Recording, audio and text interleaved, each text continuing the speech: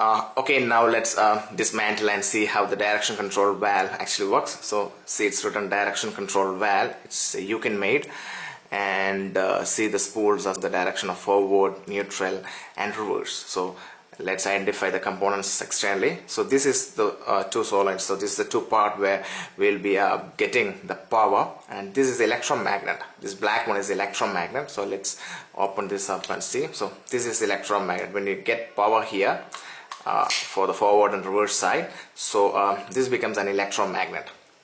So that's it.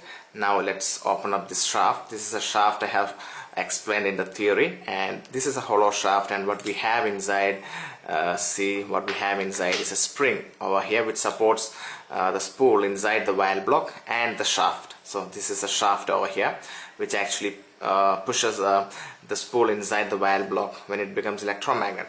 So just concentrate and hear the sound. You can hear the sound, right? So that's the sound of the metal piece which is inside. So it's a hollow shaft, and when this unit becomes magnetized, electromagnet gets magnetized, that particular metal piece moves forward and it will hit the shaft which is inside and allow the shaft to move further forward due to the force of the metal piece coming and hitting it, and that will push our valve which is inside, or the spool which is inside the valve block. Alright, so see, it has a lot of galleries inside so that the oil can pass to the forward and reverse direction. So let's take the spool outside and see how it looks like. So that's the spool, and see there are a lot of cut sections inside the spool. The shaft has a higher diameter, lower diameter spaces, so that the flow can actually be controlled or can be directed towards this ports inside. So you can see the ports inside also if you look carefully, right? So let's see how it works once again. So this spool is actually kept inside the valve here, so let's keep it back. Okay, and what we have outside is our shaft.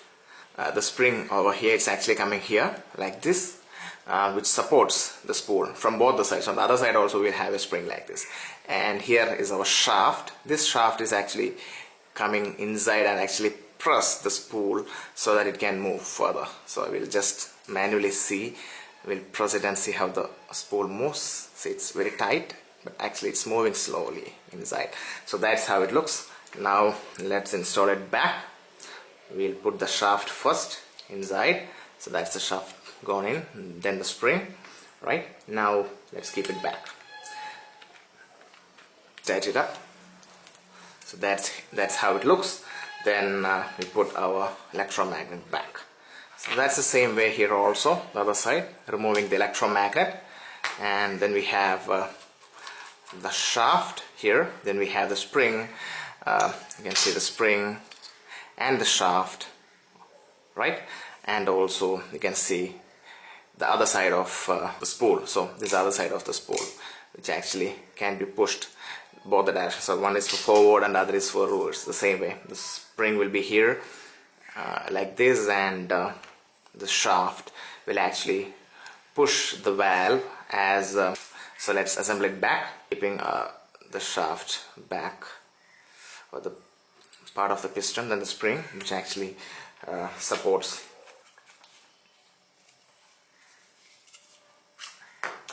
So see, this is how it looks. If we remove both the shafts and have a look.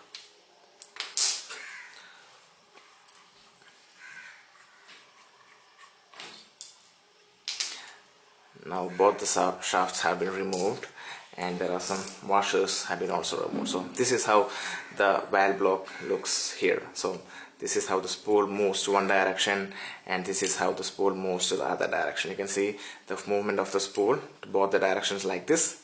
So when it becomes electromagnetized to the forward side, the shaft comes and hits the spool to this direction, opening up the galleries over here. So the flow goes to the forward direction, selects the forward gears, and for reverse it hits over here, and the galleries open up in such a way that it goes and select the reverse gears. So that's how the vehicle goes forward and reverse.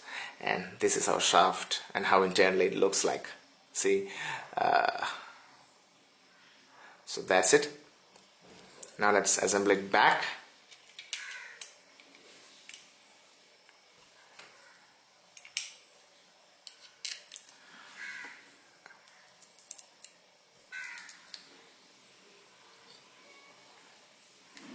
So we are just back, right?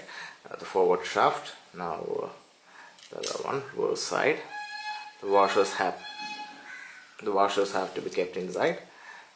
Keep the spring back.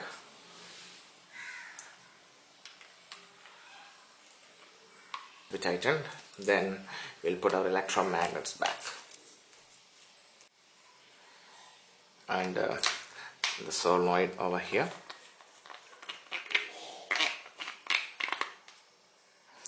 Okay, so I believe you have learned its working, the dismantling, you have enjoyed it. So for more technical videos, please click the subscribe button so that when we upload more videos, it directly comes to your inbox. Please click the like button or do drop a comment to motivate our team so that it will help us to upload more good technical videos. Have a great day.